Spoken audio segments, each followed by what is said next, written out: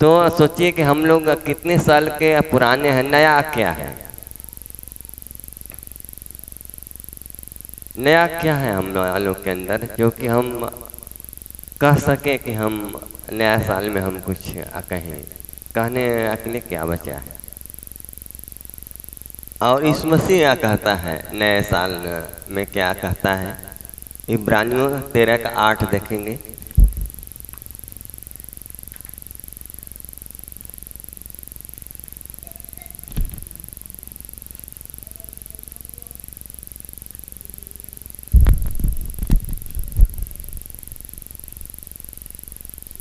यीशु मसीह कल और आज और युगान युग एक सा है। Hallelujah, hallelujah, hallelujah. यह है, देखिए परमेश्वर को हम धन्यवाद दें। वो कभी कहता है, ये तो हम कहते हैं हम नए साल में आ गए हैं, इस मसीह नहीं कहता है। वो कहता है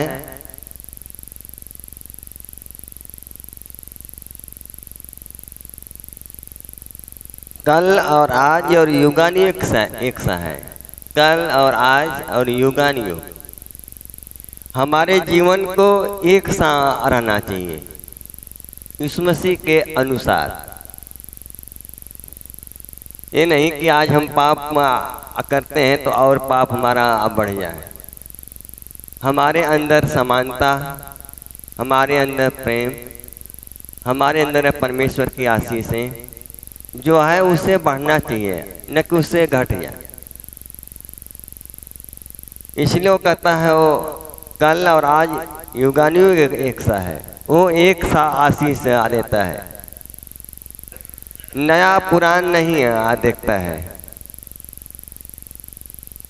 हमारे जीवन में जितनी आवश्यकताएं हैं वो सबको पूरा करता है।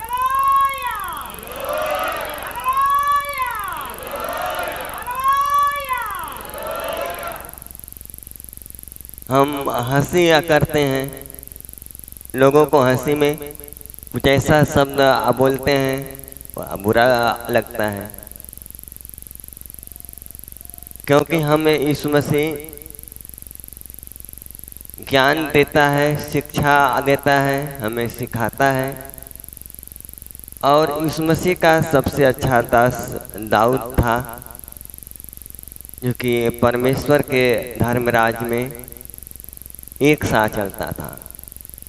अगर हित्ती उरिया के साथ ऐसा नहीं किया होता तो आज उसके शरीर पर कलंक नहीं लगता। लेकिन फिर भी जितना बाइबल आप पढ़ेंगे, दाऊद से वाचा बांधा है, दाऊद से वाचा बांधा है, दाऊद से वाचा बांधा है। दाऊद यानी कितना खुश कर दिया था परमेश्वर यहोवा को, इतना खुश कर दिया था, कैसे आज्ञा को मानकर। वो जब यीशु मसीह नहीं चुना था तो भी आज्ञा मानता था। इनका अभिषेक नहीं हुआ था तो भी आज्ञा मानता था। अभिषेक हुआ बिना पूछे परमेश्वर से एक भी काम नहीं करता था। जो भी काम करता था परमेश्वर से पूछ कर करता था। तो ये है, देखिए परमेश्वर का अनुग्रह है, परमेश्वर की दया है। हमारा और कोई जवाब नहीं है दे सकता है, लेकिन परमेश्वर हमारा जवाब दे सकता है। इसलिए हम परमेश्वर से पूछें। परमेश्वर का अनुग्रह है, परमेश्वर की दया है। ये हमारा जीवन 30 साल का हो गया, 50 साल का हो गया, 60 साल का हो गया, लेकिन प्रभु यीशु मसीह में हमारा का एक साथ चलता आ रहा है कि उतराव चढ़ाव हो रहा है। दाऊद अपनी पहली पंक्ति में कहा है भजन संहिता में, क्या ही धन्य हुआ पुरुष जो दुष्टों की युक्ति पर नहीं चलता, न पापियों के मार्ग में खड़ा होता, न ठट्ठा करने वालों की मंडली में बैठता है। अब हमारे जीवन में हमको एक सा करना है, शुरू से आखिरी तक हम देखें कि मेरे जीवन में एक कमी है या नहीं है। दाऊद का विचार पहले से शुद्ध था।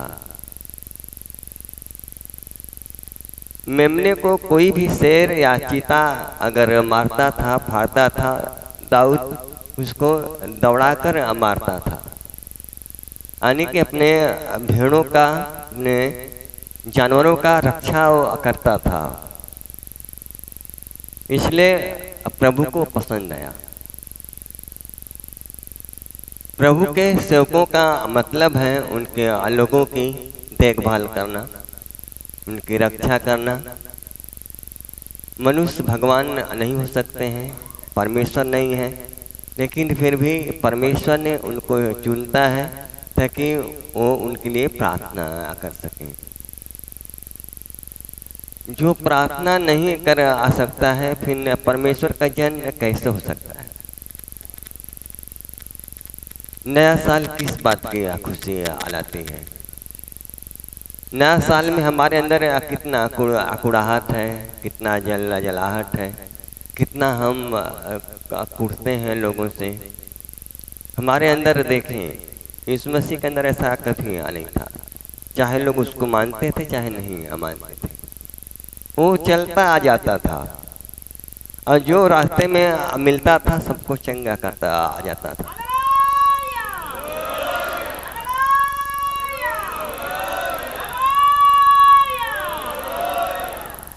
ये नहीं देखता था ये बंदा हमें मानता है या नहीं मानता है। उनका एक स्वभाव था। और हमारे स्वभाव में, हमारे स्वभाव में देखें, हमारे स्वभाव में क्या नया साल किस प्रकार से आ सकता है? ये तो परमेश्वर ने 7 दिन में सृष्टि किया है, तो 7 नाम पड़ा है। 7 दिन में सृष्टि हुआ है, इसलिए 7 नाम पड़ा है। आतवार, सोमवार, मंगलवार, बुधवार, बृहस्पतिवार, शुक्रवार, शनिवार और रविवार, ये 7 दिन वो इसीलिए वो पड़ा है। इसी दिन में चाहे 24 आए चाहे 25 आए, ये 7 दिन में आता है। चाहे आपका जन्म हो चाहे मरण हो, इसी में आता है 7 में। कुछ भी आप करते हैं इसी 7 दिन में। ये 7 एक साथ, ये 2 दीपक जल आ रहे हैं, एक अमीर के घर में, एक गरीब के घर में। कैसा प्रकाश देगा? अलग अलग एक सा देगा। चाहे वो अमीर के घर में दीपक जलता हो, चाहे वो गरीब के घर में दीपक जलता हो, इसको हम बदलने वाले नहीं हैं।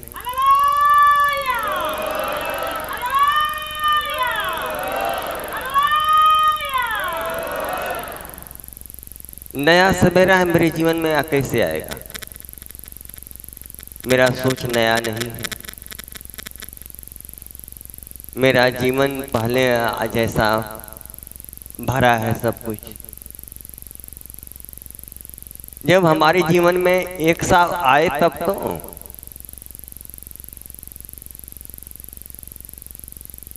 आज होट हुआ, कल उनसे आप नहीं बोलेंगे, कल उनसे होट हुआ हो जाएगा, आप उनसे नहीं बोलेंगे। ये नया साल नहीं है। नया साल में हमें परमेश्वर से हम सभी कलीसियाँ प्रार्थना करते हैं, हर एक विश्वासी प्रार्थना करते हैं, हर एक लीडर करते हैं। प्रभु नया साल में हम खाली प्रार्थना करते हैं, अपने सोच को बदलते नहीं है। प्रार्थना तो हम करते हैं, सभी लोग करते हैं, लेकिन सोच को नहीं अब बदल पाते हैं। सोच बदल कर देखें हम।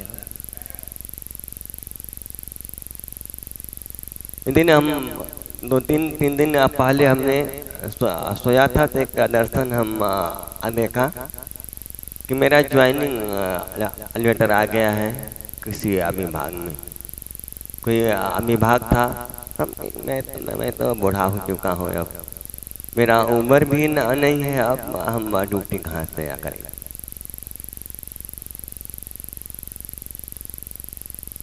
तो फिर मैंने जब जागा तो मैंने प्रार्थना किया तो आवाज आया कि अभी तुम्हें ड्यूटी करना है, यानी कि प्रभु का ड्यूटी करना है।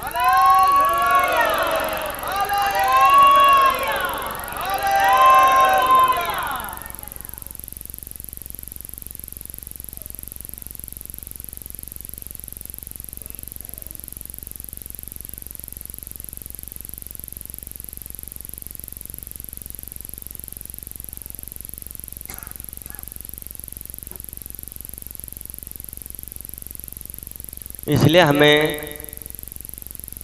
परमेश्वर के अनुग्रह से विश्वास है कि मुझे कुछ दिन और चलना है।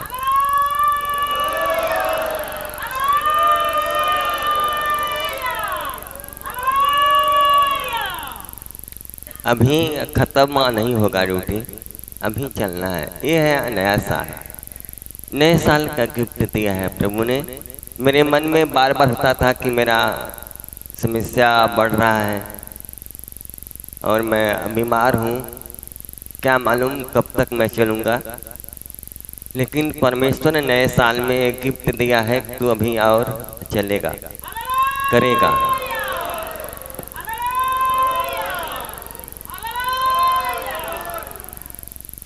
तब से लगता है कि अभी ठीक ठाक है। देखिए, हर एक काम परमेश्वर करता है। लोग कहावत कहते हैं कि किसके मनाने से डांगर नहीं मरता है, पशु नहीं मरते हैं। तो शैतान चाहे तो कुछ नहीं होता है जब तक प्रभु नहीं चाहेगा। तो हमारा आपका विश्वास प्रभु के ऊपर होना चाहिए। शैतान तो इस खोज में रहता ही है किसको कब पाए फाड़ खाए। मृत्यु परमेश्वर के हाथ में है। शैतान आपको विवश करता है, विवश करके आपको कमजोर करता है, आपको लाचार करता है, आपको ऐसा उबा देता है कि आपका हार्ट अटैक हो आ जाता है। लेकिन मृत्यु परमेश्वर के हाथ में है। अगर हमारा आपका भरोसा उनके ऊपर है तो चाहे आज हो, चाहे कल हो, चाहे उगानी हो, वो एक साथ में हमारे साथ रहता है। उनके अंदर कोई बदलाव नहीं है। हम मनुष्य बदल जाते हैं। तो हमें आशीष पाना है, परमेश्वर में बने रहना है। तो हम बने रहने दें, प्रभु में बढ़ना है। ये बस एक लक्ष्य हमारा हो कि प्रभु में हमें बढ़ना है, हर तरीके से, हर जगह से। कौन क्या करता है अगर उसको हम देखते हैं तो नहीं हो आ पाएगा। यीशु मसीह आज और कल और युगानी एक साथ रहने वाला परमेश्वर है। तो हमारा भी यही लक्ष्य हो, मेरे जीवन का यही लक्ष्य हो कि हम हर समय परमेश्वर के राज में एक सा रहें। अपने आप को ऊंचा नीचा, छोटा बड़ा ये ना सोचे। सब प्रभु के जन हैं, सब प्रभु के सृष्टि हैं, चाहे अमीर हो चाहे गरीब हो,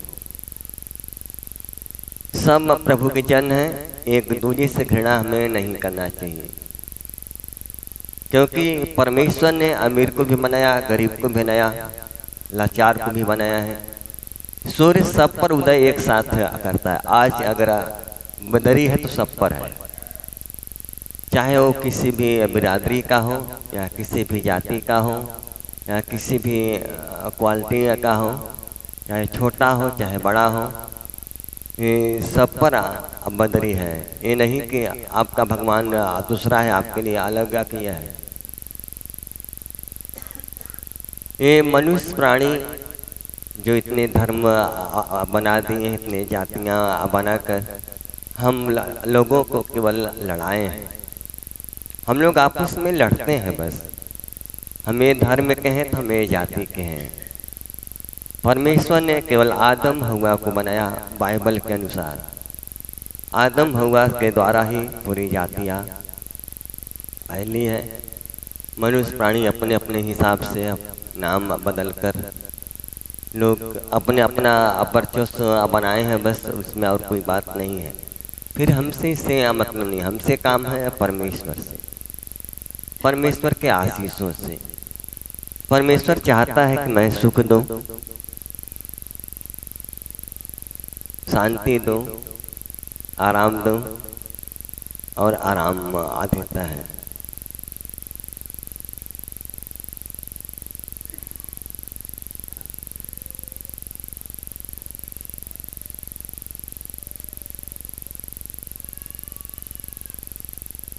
भजन संहिता 77 का 1 से 6।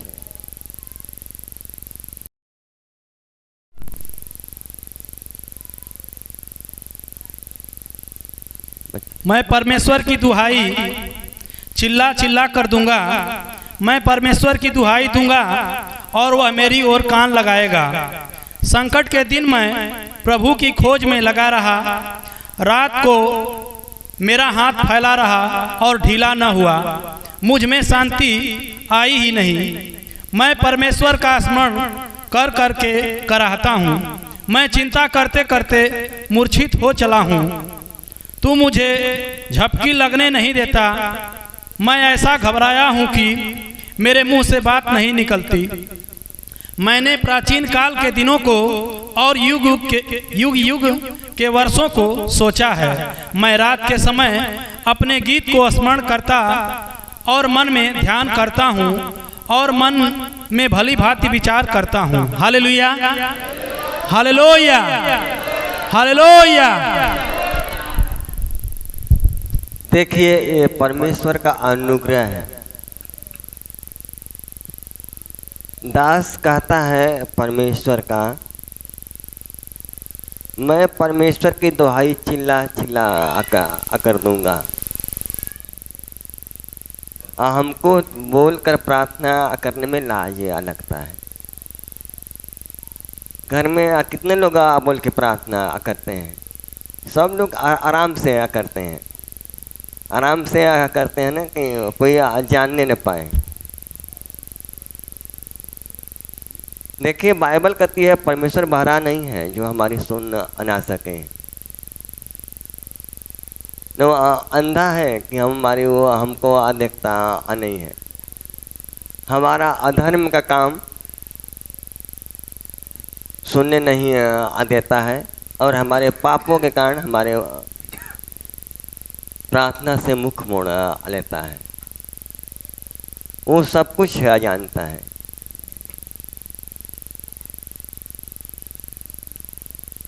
वो सब कुछ जानता है, और सब कुछ जानने के बाद भी परमेश्वर आपको चलाना चाहता है।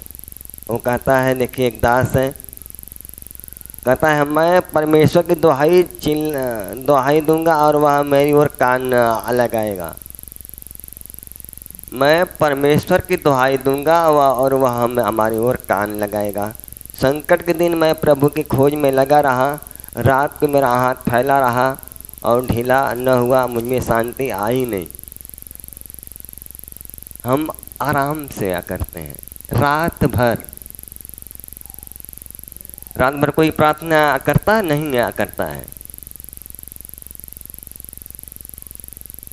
कभी हम करके देखें, एकांत में पूरी रात प्रार्थना करें। वो दास कहता है कि रात भर मेरा हाथ फैला रहा, परमेश्वर से दुआई करता रहा, चिल्लाता रहा। हाथ ऐसे नहीं हुआ, ऐसे नहीं हुआ। मैं लेटा नहीं, मैं इतना कड़क दुहाई दिया, फिर भी मुझ में शांति नहीं आई। मैं परमेश्वर का स्मरण करके कराहता रहा। मैं चिंता करते करते मूर्छित हो चला हूँ, तो मुझे झपकी लगने नहीं देता। मैं ऐसा घबराया हूँ कि मेरे मुंह से बात नहीं निकलती। प्रार्थना कितना कठिन करता है। परमेश्वर का दास आपास नबी, ये दाऊद का अकेला था, दाऊद के साथ रहता था आपास, और ये प्रार्थना इस प्रकार के से करता है और हमें बताता है। मैंने प्राचीन के दिनों को और युग के वर्षों को सोचा है। मैं रात के समय अपने गीत को स्मरण करके मन में ध्यान करता और मन में बनी भांति विचार करता हूँ। वो प्रार्थना करने का हर एक तरीका है। बाइबल पढ़ना, गीत गाना, प्रार्थना करना। प्रार्थना करने का मालूम है ना क्या होता है, अर्थ होता है इसका? प्रार्थना का अर्थ क्या होता है?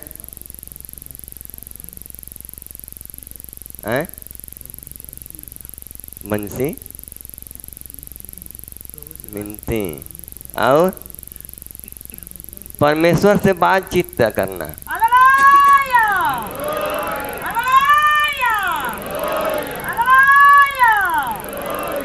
जब आप प्रार्थना करते हैं तो परमेश्वर से बातचीत करते हैं। जैसे हम आपसे बोल रहे हैं, इसमें क्या आपसे बतिया रहे हैं, आपका ध्यान चाहे कहीं भी होगा, या आप हमारे ओर कान लगाए हैं चाहे नहीं लगे, लेकिन मैं आपसे बात कर रहा हूँ। अब इसका आप सुने या ना सुने, जब मैं प्रार्थना करता हूँ तो परमेश्वर से बात करता हूँ। परमेश्वर का कान पूरे विश्व की ओर लगा है। कितने सेवक हैं, कितने लीडर हैं, कितने पास्टर हैं, कितने दुख वाले हैं, कितने सुख वाले हैं।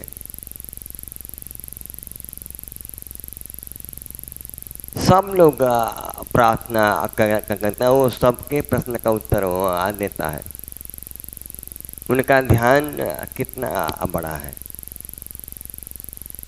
हम कलीसिया में आते हैं तो हम लोग अपने में भटक आ जाते हैं। आपका कोई रिश्तेदार आता है, या आपका कोई संगी साथी आता है, या कोई आपका परस्परी आता है, तो हम उसमें बच आ जाते हैं। देखिए, बहुत अच्छी बातें हैं। अगर ये बात परमेश्वर देखता तो, अगर पल भर हमारा ध्यान ना दे, अपने लोगों को देखने लगे, तो हमारा क्या से क्या हो आ जाएगा। लेकिन वो हमें 24 घंटा देखता है, वो सोता नहीं है, 24 घंटा हमें देखता है।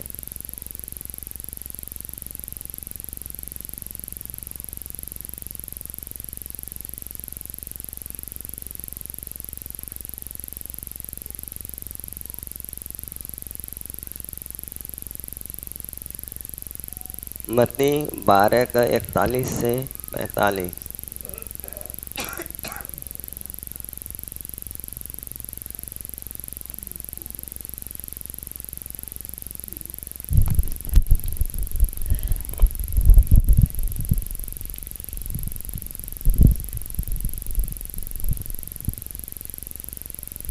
निन्वे के लोग न्याय के दिन इस युग के लोगों के साथ उठकर उन्हें दोषी ठहराएंगे, क्योंकि उन्होंने योना का प्रचार सुनकर मन फिराया, और देखो यहाँ वह है जो योना से भी बड़ा है।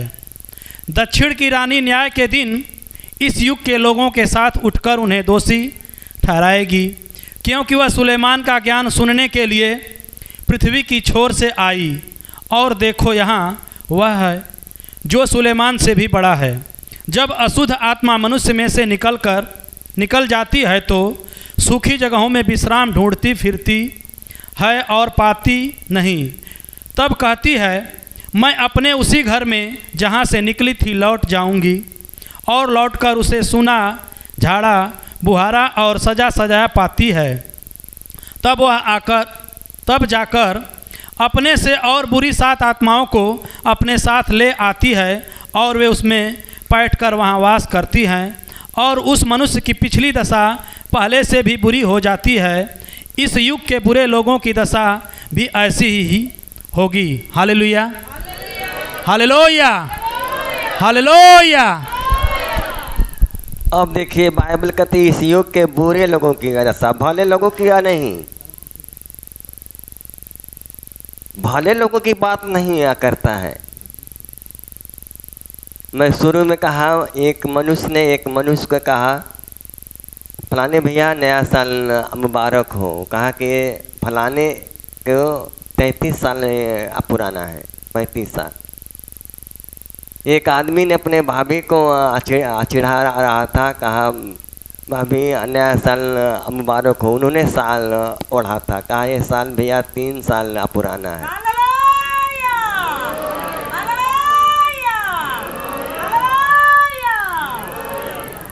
सोचिए, लेकिन बाइबल क्या कहती है बुरे लोगों की। यहाँ लिखा है 41 में 99 के लोग इसे 99 के लोग न्याय के दिन इस युग के लोगों के साथ उठकर उन्हें दोषी ठहराएंगे, क्योंकि उन्होंने योना का प्रचार सुनकर मन फिराया। और देखो यहाँ वह है जो योना से बड़ा है। कौन है? योना से बड़ा है, यीशु मसीह है। मैं नहीं हूँ, मैं अपने को नहीं कहता हूँ, यीशु मसीह है। ये प्रचार मेरा नहीं है, ये प्रचार यीशु मसीह का है। उस समय योना अन्य भी था, प्रचार कर रहा था, परमेश्वर का ही कर रहा था। लेकिन उन्होंने एक बार प्रचार किया निनवे शहर में, एक बार में लोगों ने मन को फिरा लिया।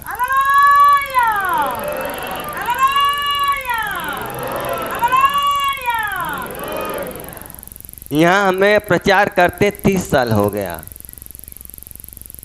यहाँ पर भी आके 2004 में हम आए हैं। 19 साल हुआ यहाँ आके ये चर्च में।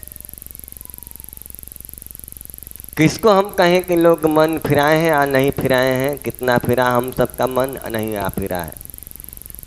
शैतान हम लोगों के पास से आखिर क्यों पड़ा है? क्योंकि हम लोग का मन नहीं फिरा है। दोषी हम क्यों ठहरते हैं?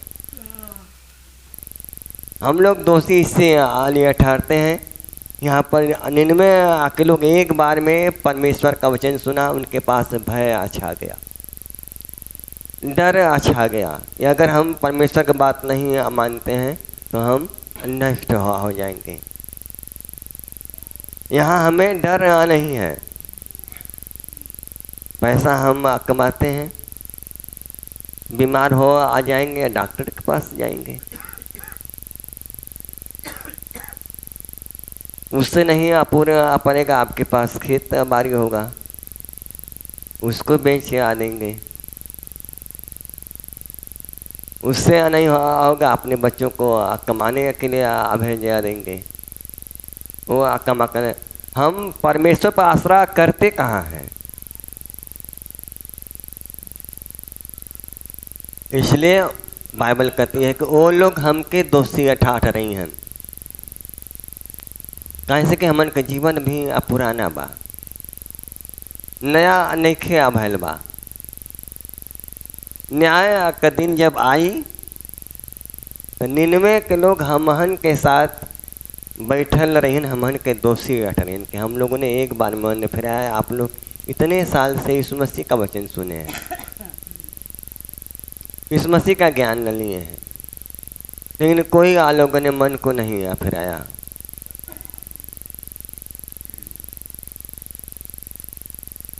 दक्षिण की रानी न्याय के दिन इस युग के लोगों के साथ उठकर उन्हें दोषी ठहराया, क्योंकि वह सुलेमान का ज्ञान सुनने अकेले पृथ्वी के छोर से आई थी। यहाँ पर सुलेमान से भी बड़ा है, यीशु मसीह है। दक्षिण की रानी सुलेमान का ज्ञान सुनने अकेले, ज्ञान था परमेश्वर का ही, लेकिन वो दक्षिण की ओर से आई थी, दक्षिण देश से। यहाँ सुलेमान से भी बड़ा यीशु मसीह है। हम ज्ञान सुनने में कतराहियाँ करते हैं। परमेश्वर का वचन सुनना चाहिए। बाइबल कहती आदि में वचन था, वचन परमेश्वर के साथ था और वचन परमेश्वर था।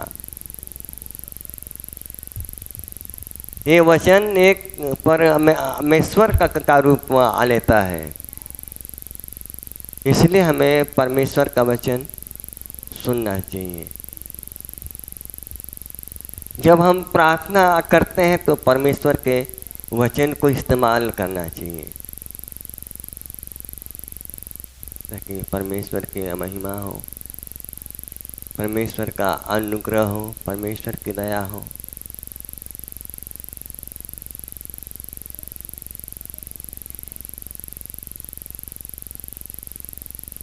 तो हम लोग आगे बढ़ें, अपने आप को नया बनाएं, नया सोच रखें।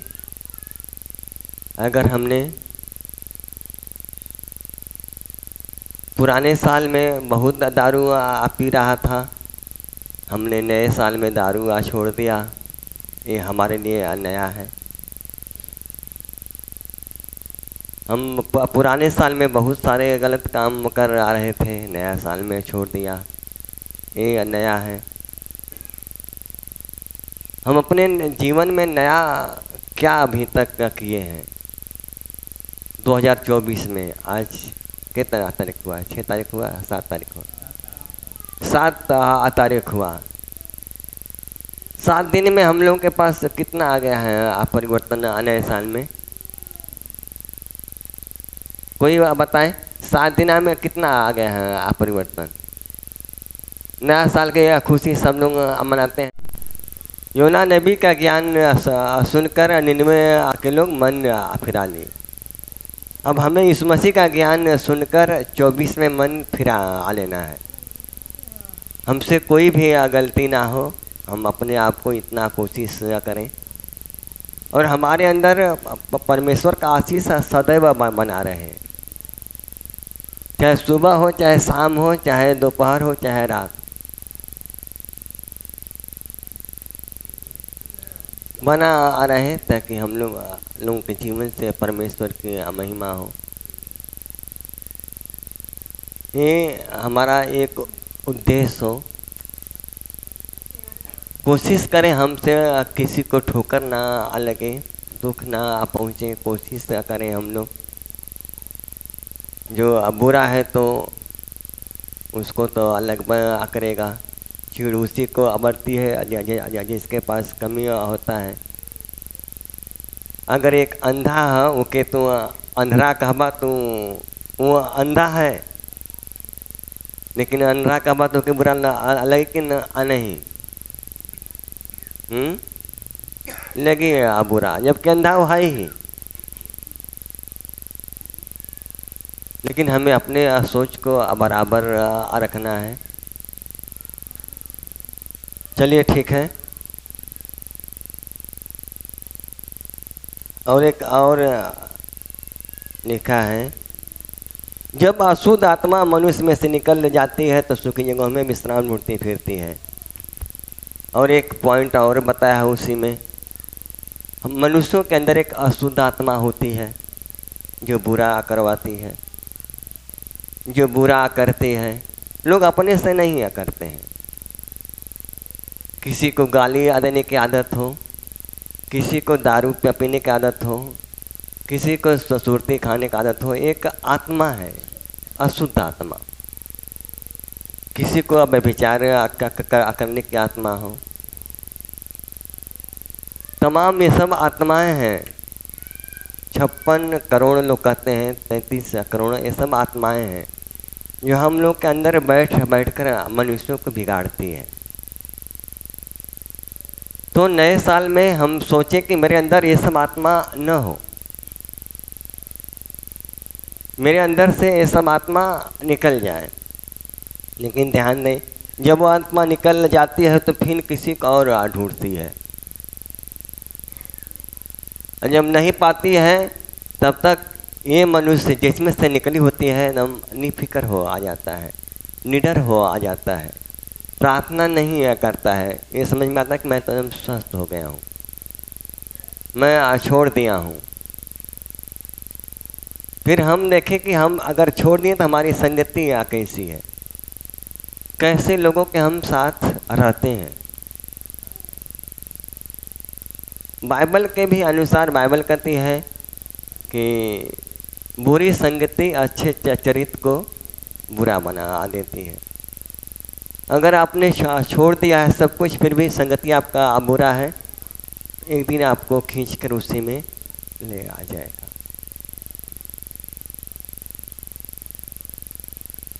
इसलिए हमें ध्यान देना है अपने संगति के ऊपर, अपने लोगों के ऊपर, कि हम किस प्रकार के लोगों के बीच में रहते हैं। और लौटकर उसे सुना झाड़ा फुहारा और सजा सजा पाती है, तब वह जाकर अपने से और 7 बुरी आत्माओं को अपने साथ ले आती है और उसमें बैठकर वास करती है। उस मनुष्य की पिछली या दशा पहले से भी बुरी हो आ जाती है। जब मनुष्यों के पास जैसे दारू पीने का आत्मा आ जाए, गांजा पीने के आ जाए, अफीम पीने का आ जाए, चोरी करने का आ जाए, अगर 5-7 आदमा अगर घुस जाए, उनका दशा कैसा हो आ जाएगा।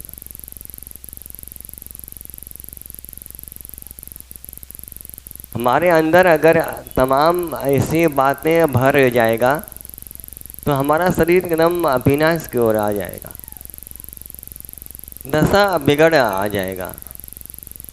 अभी देखिए एक भाई आए थे वहाँ से, क्या नाम है उनका, कल जो आए थे, क्या नाम है आपका? हाँ हूँ, खड़ा हो जाइए। जो कल आए थे वहाँ के सुधमना के आगे का,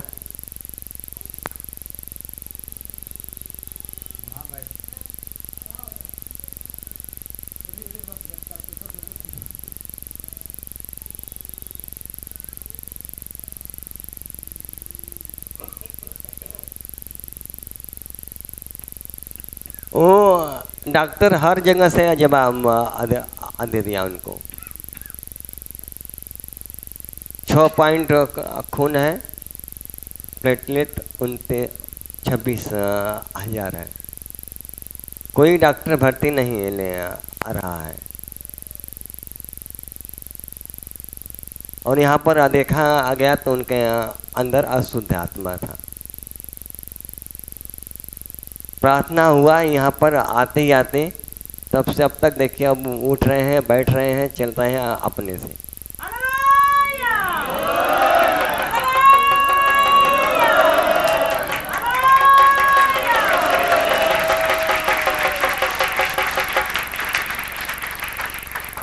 डॉक्टर सब पैसा चूस लिया। यहाँ पर कोई अलग नहीं अलग। ये ऐसा स्थान है प्रभु का, ये एक परमेश्वर का सिद्धांत है, सोच है। क्या तुम सेत में पाए हो, सेत में दे दो।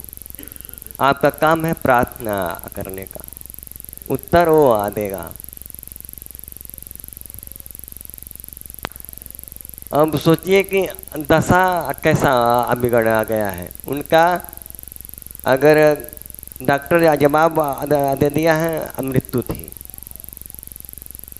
2-3-4 दिन में खत्म थे। लेकिन परमेश्वर है, वो नहीं चाहता है कि आप समय से पहले मरें। आपको जीना है, समय तक अपने जिए, परमेश्वर की मर्जी हो, परमेश्वर का अनुग्रह हो, परमेश्वर का दया हो। और कहता है इस युग के बुरे लोगों की भी दशा ऐसे ही होगी। अगर जो परमेश्वर का वचन सुनकर नहीं सुधरा, वो लोग बुरे हैं। फिर जो परमेश्वर को जान कर नहीं अपने मन को फिराया, अपने आप को नहीं बदला, अपने सोच को नहीं आप बदला तो समझिए वो बुरे हैं, उनका दशा ऐसा ही होगा। इसलिए नया साल हमारे लिए नहीं है। जिनके अंदर ये हो कि नहीं नया साल में अब हम बदल जाएंगे, जो अपने सोच को बदल ला देगा, विचार को बदल ला देगा, रहन सहन को बदल ला देगा, चाल चलन को बदल ला देगा, अपने बोल चाल में अंतर लाएगा, जिनके अंदर सिद्धांत हो जाएगा। एक लक्ष्य होता है, बच्चे सब पढ़ते थे, उनको एक लक्ष्य बनना आ जाता है, हमें डॉक्टर बनना है, हमें पुलिस बनना है, हमें इंजीनियर बनना है। उस हिसाब से वो तैयारी करता है। हमारा एक लक्ष्य होना चाहिए। पुराने साल में मैंने ऐसा था, नए साल में ऐसा नहीं रहूँगा। अपने आप को हम शुद्ध रखूँगा, पवित्र रखूँगा, अपने आप को परमेश्वर के हिसाब से चलाऊँगा, परमेश्वर की आज्ञाओं को मानूँगा, परमेश्वर की इच्छा को पूरी करूँगा।